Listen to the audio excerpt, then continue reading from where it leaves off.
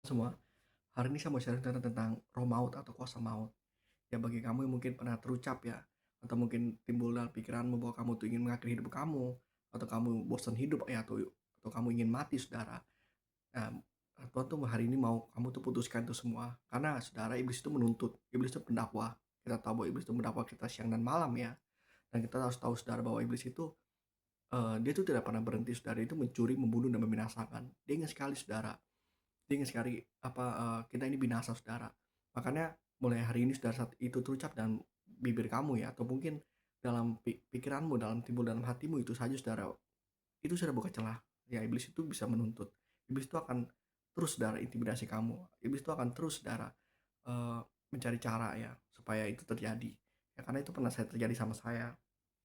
Waktu itu, 2017 ya waktu itu, saya tuh kondisi lagi stres lah soal pekerjaan ya.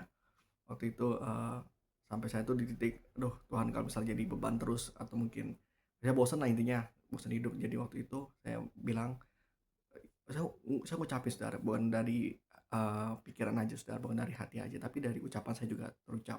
Ya makanya lewat ucapanmu tuh kau dibenarkan ya, kata firman Tuhan, jadi hati-hati.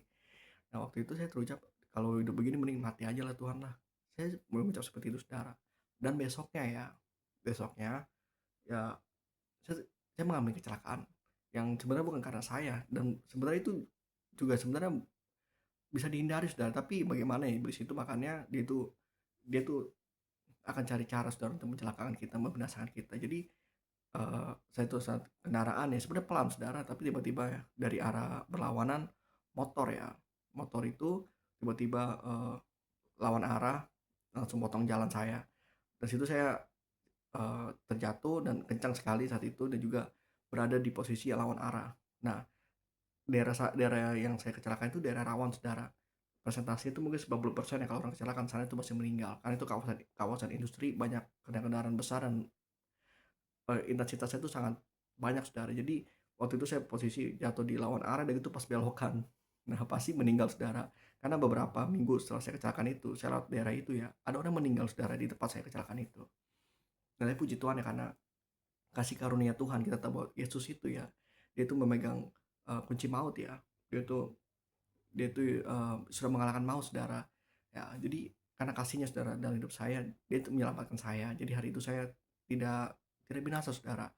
Ya, nah saat itu ya saya diselamatkan sama Tuhan. Nah jadi mungkin kamu ya, mungkin pernah terucap atau mungkin pernah timbul dalam pikiranmu hal seperti itu. Mulai hari ini kamu harus gunakan perisai iman ya. Kamu harus gunakan perisai iman dan pedang roh. Kamu harus putuskan itu semua, kamu hancurkan itu semua saudara. Karena iblis itu akan terus mendakwa saudara sampai benar-benar kamu tuh, melawan ya, sampai benar-benar kamu putuskan itu semua. Pertama kamu gunakan perisai iman. Perisai iman itu ya kamu deklarasi, ya kamu perkatakan ya, mungkin iblis itu pasti saudara, dia akan intimidasi kamu, dia akan terus gocok kamu ya. Nah, kita tahu bahwa dengan perisai iman kita mematahkan setiap panah-panah si jahat.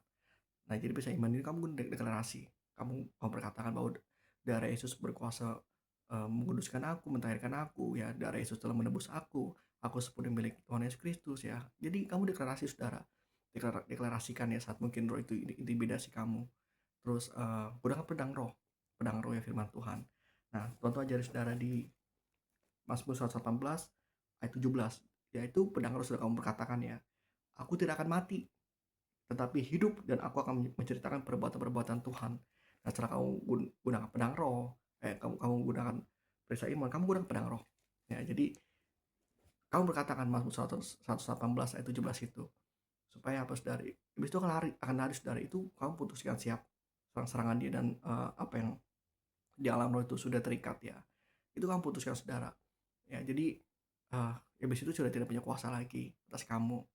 Ya, jadi itu saja saudara pesan Tuhan ya. Jadi waktu saat saya berdoa tuh, ya malam-malam ini Tuhan Yesus tuh suruh ingatkan sampaikan ini. Ya karena ya hari-hari ini mungkin berat ya saudara ya bagi banyakan orang. Bahkan tahun lalu tuh saya melayani 8 orang yang bunuh diri saudara. Ya tahun ini banyak yang mungkin kena PHK anak Tuhan atau mungkin usahanya ini dan banyak mungkin yang sudah hilang harapan sama Tuhan. Nah tapi saya bilang saudara bahwa kita masih punya pengharapan itu karena dia Allah yang hidup, ya. Jadi kamu jangan pernah putus asa dalam hidup kamu. Sebab dalam Tuhan itu ada jaminan, ada penyertaan. Asalkan kita mengandalkan Dia saudara sepenuhnya. Percaya saja. Ya Tuhan itu hanya modal iman aja kok. Ya, anak Tuhan tuh ada jaminan kok di masa-masa, sulit sekarang hari ini. Jadi kamu nggak usah takut, ya. Tapi andalkan Tuhan, nyatakan terus, berdoa terus dalam hadirat Tuhan. Ya, karena dalam hadirat Tuhan itu adalah tempat paling aman saudara, hadirat Tuhan. Jadi mungkin saat ini kamu sedang terpuruk, masuk ke hadirat Tuhan itu, kurang maha kudus ya Tuhan. Di situ kamu kamu akan mendapatkan saudara pewahyuan, pemulihan dan kesembuhan. Di situ saudara semua yang terjadi. Ya, jadi itu saja pesan Tuhan. Tuhan Yesus memberkati.